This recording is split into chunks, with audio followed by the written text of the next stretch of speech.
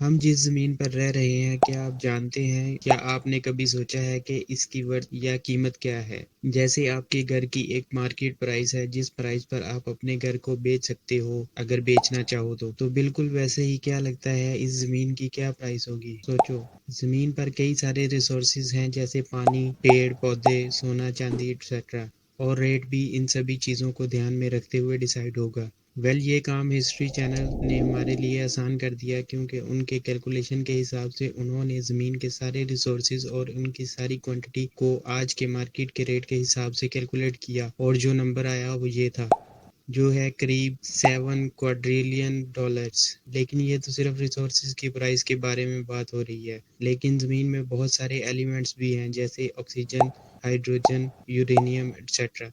तो अगर उनकी क्वांटिटी का भी अंदाज़ा लगाएं और उनकी प्राइस कैलकुलेट करें तो प्राइस कितनी होगी? ये काम भी मैथ फोरम में एक शेडी पोटैटो नाम के यूज़र ने हमारे लिए आसान कर दिया और वो नंबर ये है, 15.86 ट्रिलियन डॉलर्स, या फिर ये भी कह सकते हैं कि 15.8 बिलियन ट्रिलियन डॉलर्स। OMG, पूरी दुनिया का ही जीडीपी आज सिर्फ 75 ट्रिलियन डॉलर्स है। तो चलो, हमें पता तो चल गया कि इस जमीन की कीमत आखिर है कितनी, और अब अगर एक एलियन को हमारी जमीन को खरीदना होगा तो उसे एटलीस्ट हमें इतने डॉलर्स तो देने ही होंगे, अगर वो जमीन खरीद कर ही हासिल करना चाहे तो।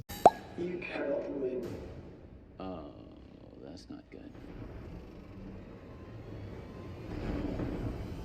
Here we go!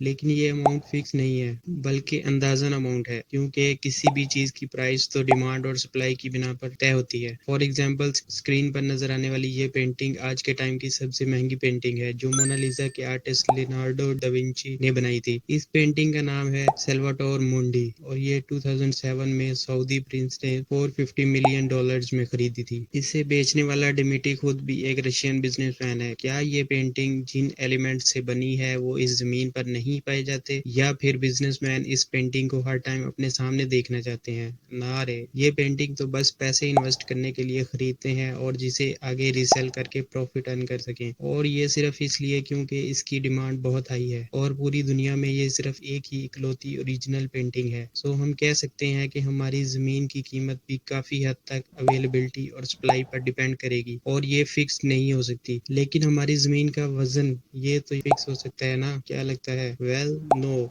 किसी भी चीज का वजन उसके मास पर लगे ग्रेविटी का एक्सेलरेशन होता है। सो अलग जगह पर सेम चीज का वजन अलग हो सकता है डिपेंडिंग अपॉन कितनी ग्रेविटी उस चीज पर एक्ट कर रही है। बिल्कुल इसीलिए अगर आपका वजन जमीन पर 80 किलो है तो चांद पर वो सिर्फ 13 किलो होगा, लेकिन हमारा मैस यानी हमारे अंदर मौजूद मैटर की मिकदार तो सेम ही रहेगी थ्रू आउट यूनिवर्स। सो इसीलिए ज़मीन का भी मैथ ही मेजर करना चाहिए।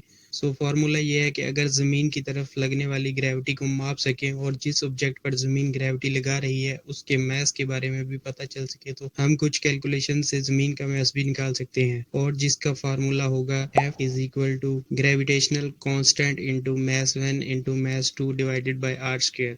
तो हमें आर यानी अर्थ का रेडियस भी चाहिए होगा, जो है 6400 किलोमीटर्स, और एफ जो हमें पता है 9.8 मीटर पर सेकंड स्क्वायर, और फाइनली जी यानी ग्रेविटेशनल कांस्टेंट वो है 6.67259 इंटू 10⁻⁻11 एम क्यूब पर केजी स्क्वायर। तो ये सारे नंबर फॉर्मूला में डालकर हमें मिलता है जमीन का मास, जो बनता है 6 इंटू 10⁻24 किलोग्राम्स। नंबर्स में ये मास कुछ ऐसा बनता है, जो है 7 सेप्टिलियन किलोग्राम्स। इसीलिए इतनी भारी ज़मीन को कोई परेशानी नहीं होती मून जैसे बड़े ऑब्जेक्ट को अपनी ग्रेविटी में कैद रखने के लिए।